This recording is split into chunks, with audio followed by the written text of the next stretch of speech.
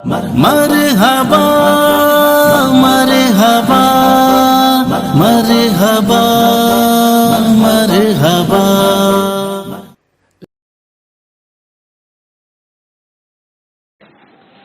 الحمد لله رب العالمين.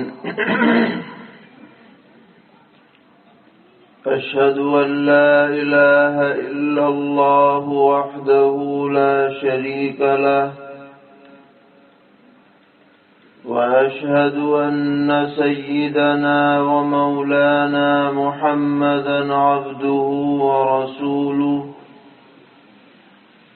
صلى الله تبارك وتعالى عليه وعلى آله وأصحابه وذرياته أجمعين.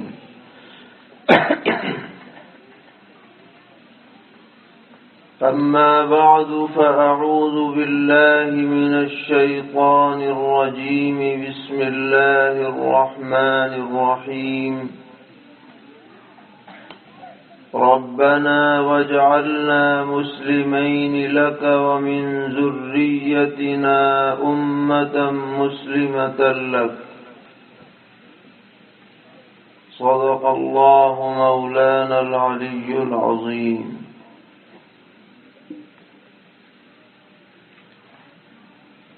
دانشوران قوم و ملت، معزز حاضرین اور پس پردہ ہماری مائیں اور بہنیں،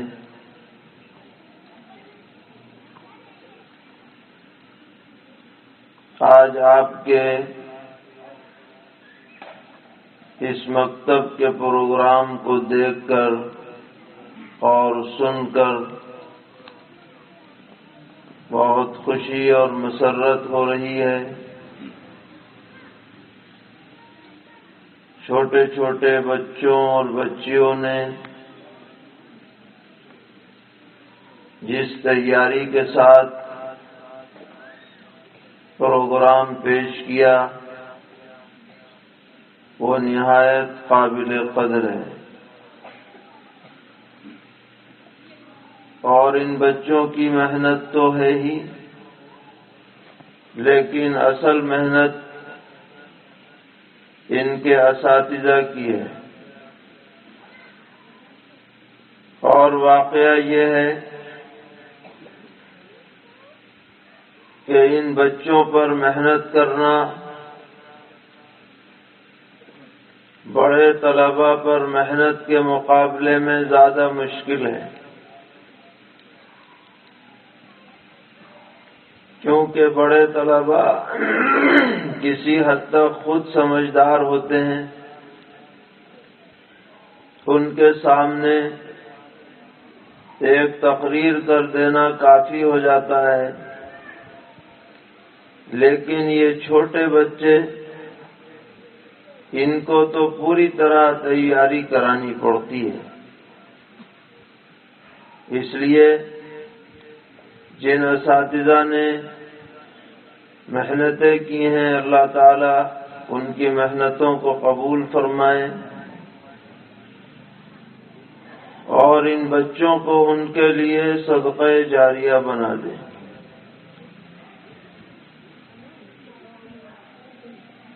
اس سے یہ بھی اندازہ ہوا کہ جس نورانی مکاتب کے نظام کے تحت یہ مکتب چل رہا ہے، وہ نظام بھی قابل تعریف ہے. اور یہ صرف اسی مکتب کی بات نہیں ہے، بلکہ جہاں جہاں بھی اس نظام کے تحت کام ہو رہا ہے، وہاں بچوں میں دینی شعور، قرآن پاک حسن ادا کے ساتھ پڑھنے کا سلیقہ، تجوید کے ضروری قواعد کا استحضار، یہ سب باتیں اس نظام میں پائی جاتی ہیں. اللہ تعالی اس نظام کو بھی مزید عام فرمائے اور اس کے چلانے والوں اور ذمہ داروں کو جزائے خیر عطا فرمائے۔ میرے بھائیوں، اللہ تبارک و تعالی نے قرآن پاک میں حضرات انبیاء علیہم السلام کا تذکرہ فرماتے ہوئے اس جانب توجہ دلائی ہے کہ اہل ایمان کو جس طرح اپنے ایمان کی فکر کرنی ہے، اسی طرح اپنی آنے والی نسلوں کے دین و ایمان کی بھی فکر ان پر لازم ہے۔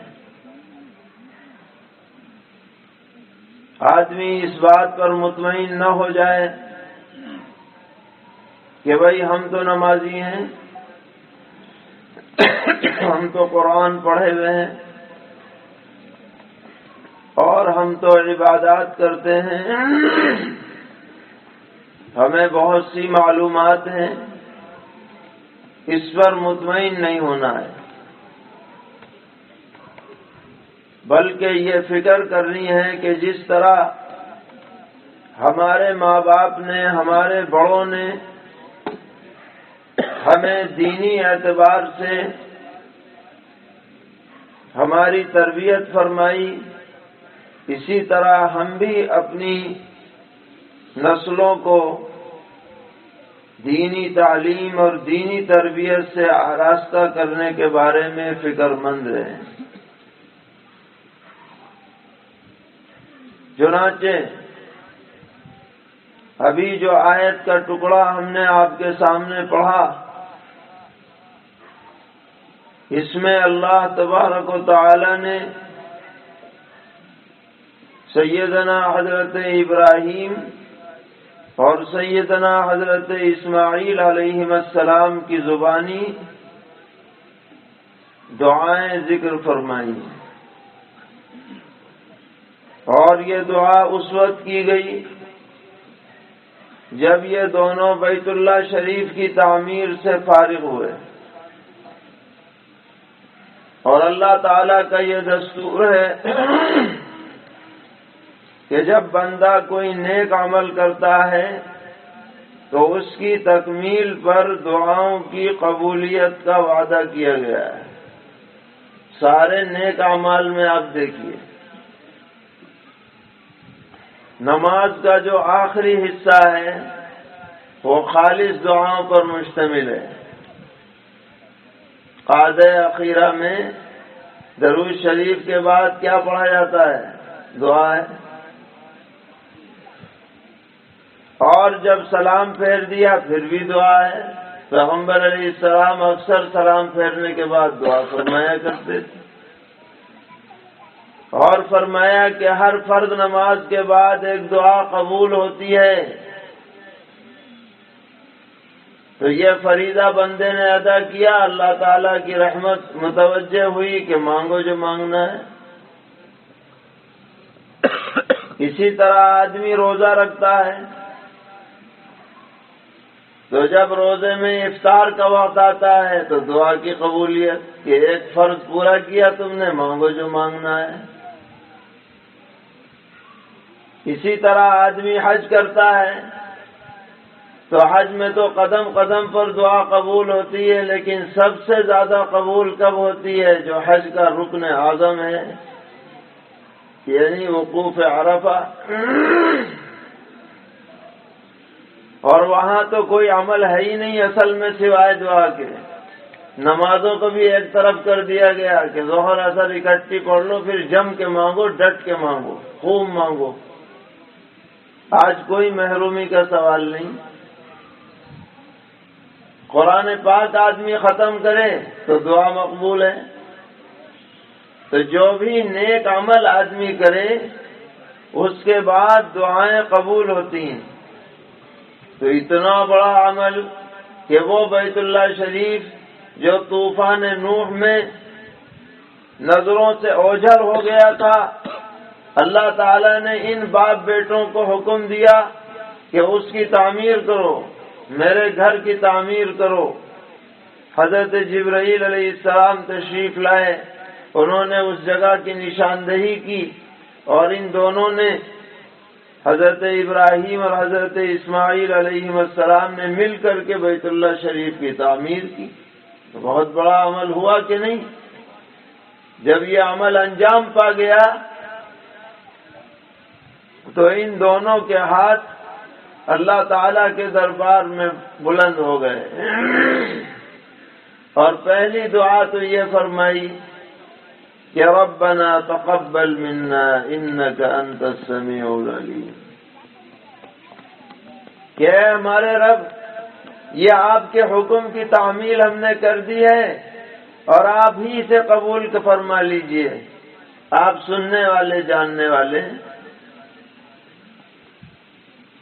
تو اس میں ایک طرح سے ہمیں بھی تعلیم دی گئی کہ اللہ تعالی کی طرف سے کسی خیر کی آپ کو توفیق ملے تو اپنے اوپر بھروسہ مت کرو یا اپنی بڑائی کا اظہار مت کرو، بلکہ یہ کلمات تمہاری زبان پر ہونے چاہیے، ربنا تقبل منا انک انت السمیع العلیم، کہ ہم کس لائق تھے کہ ہم یہ کام انجام کر پاتے۔ یہ تو الہ العالمین آپ نے توفیق عطا کی، آپ ہی قبول فرمائیے، پیغمبرانہ دعا ہے۔ اور پھر یہ دعا فرمائی ربنا واجعلنا مسلمین لک، اے ہمارے رب، ہمیں آپ اپنا تابعدار بنا دیجئے۔ نبی تو ضرور تابعدار ہوتا ہے، نبی تو اللہ تعالیٰ کی تابعداری سے ہٹ ہی نہیں سکتا، معصوم ہے وہ، لیکن یہ دعا جو منگوائی گئی زبانی ان کے ہے، تعلیم ہم کو ہے کہ جب پیغمبر نے یہ دعا مانگی تو تمہیں تو بدرجہ اولا مانگنی، کیونکہ جب تک اللہ تعالی کی طرف سے یہ توفیق نہ میسر ہو کہ اطاعت اور عبادت کا جذبہ دل میں پیدا ہو جائے، ممکن نہیں۔ اس لیے مانگو ربنا واجعلنا مسلمین لک، یہ تو اپنا معاملہ ہوا۔ پھر وہ ہے جملہ جس کی طرف میں توجہ دلانا چاہتا ہوں، وَمِن ذُرِّيَّتِنَا أُمَّةً مُسْلِمَةً لَكَ،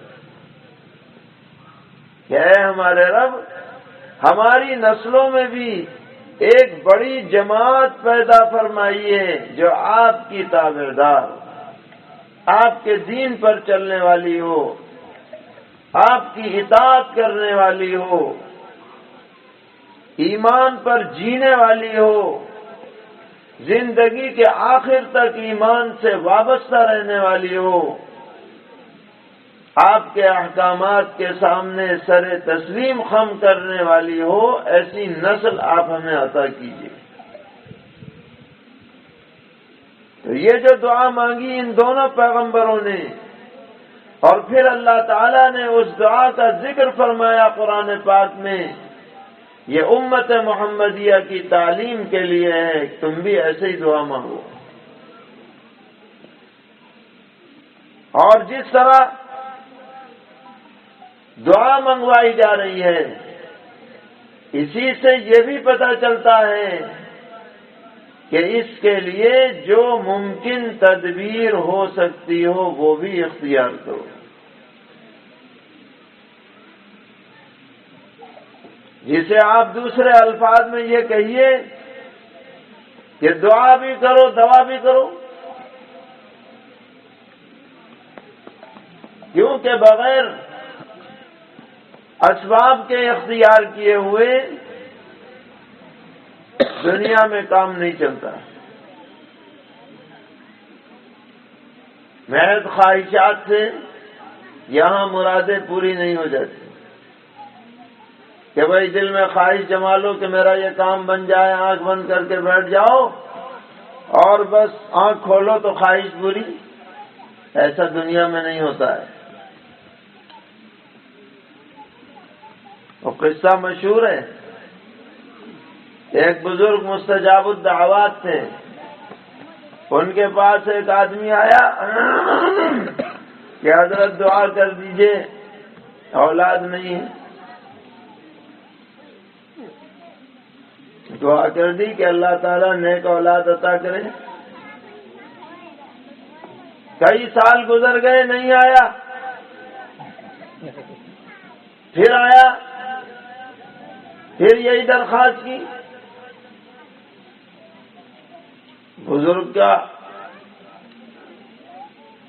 کان کھٹکا کہ ارے اس کے لیے تو 1 سال پہلے دعا کر دی تھی اور اس کی اولاد نہیں ہوئی، کیا بات ہے؟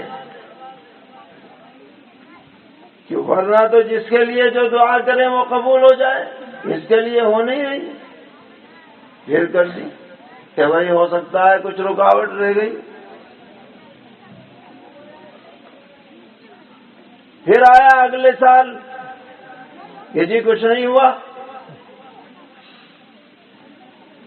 اب بہت فکر ہوئی بزرگ صاحب کو کہ بھائی پتہ نہیں کیا مسئلہ ہوا، کہیں اللہ تعالیٰ ناراض تو نہیں، میرا ہی کوئی قصور ہو.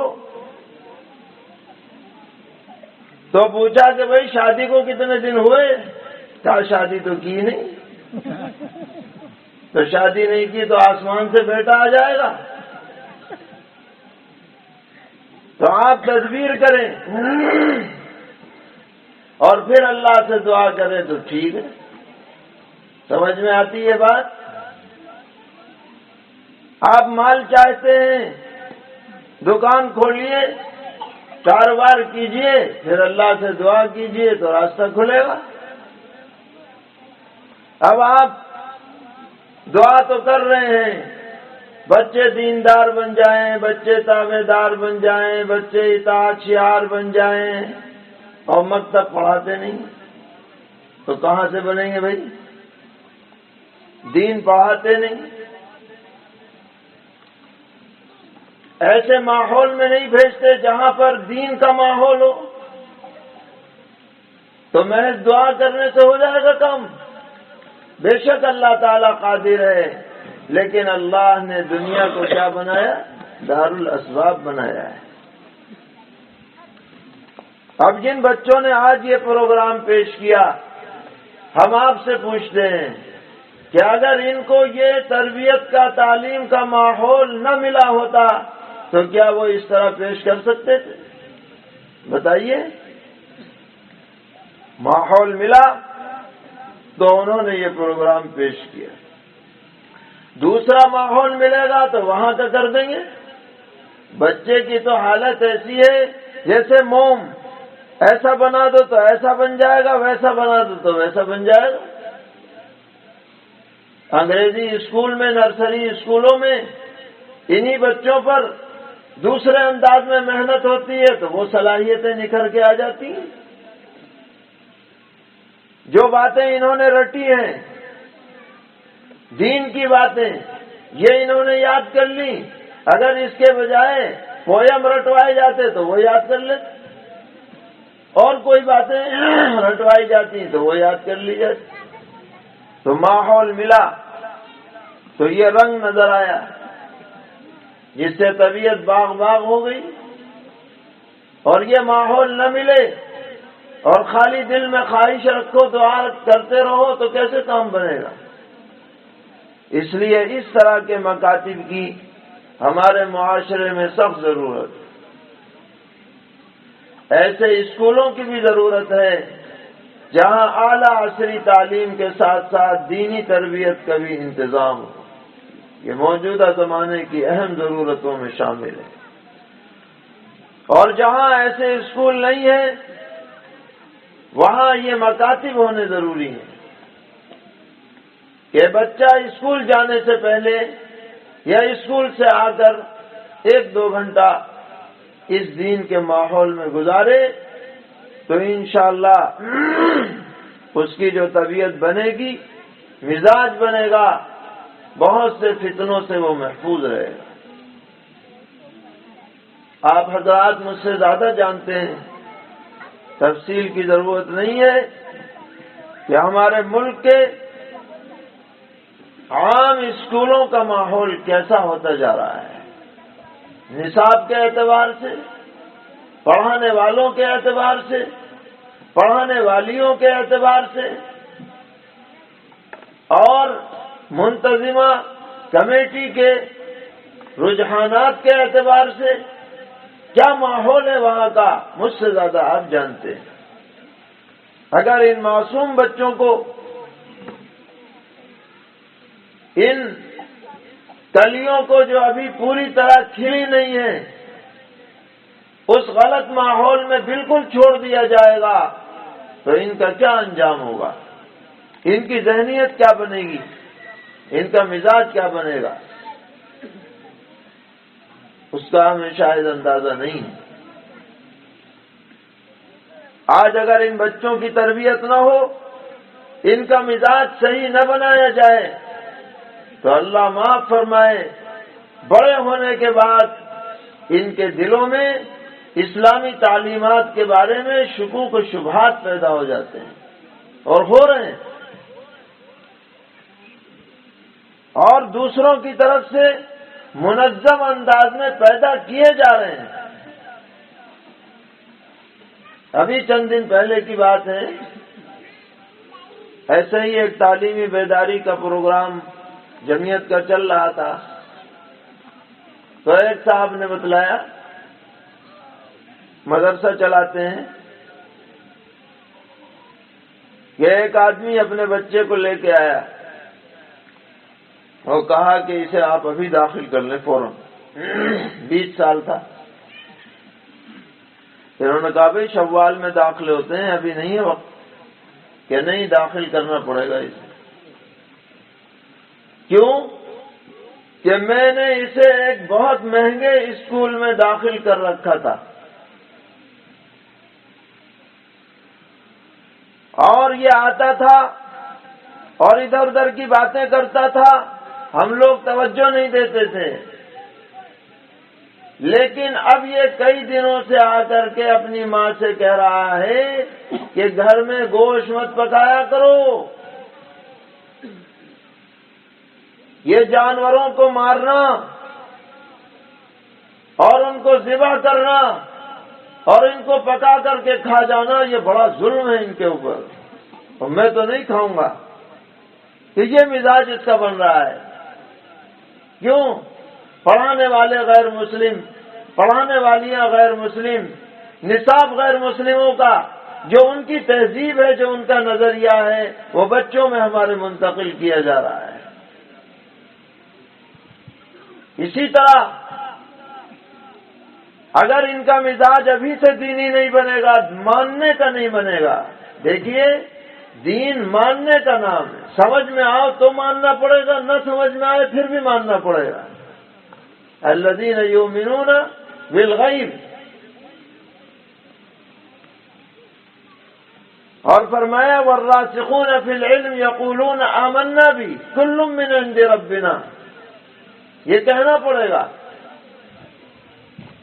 لیکن جب یہ گفتگو نکاح کے بارے میں کرتے ہیں، طلاق کے بارے میں کرتے ہیں، تو کھل کر کے اسلامی احکام پر اعتراض اپنے مسلمان نوجوانوں کی زبانوں پر سامنے آ رہا ہے۔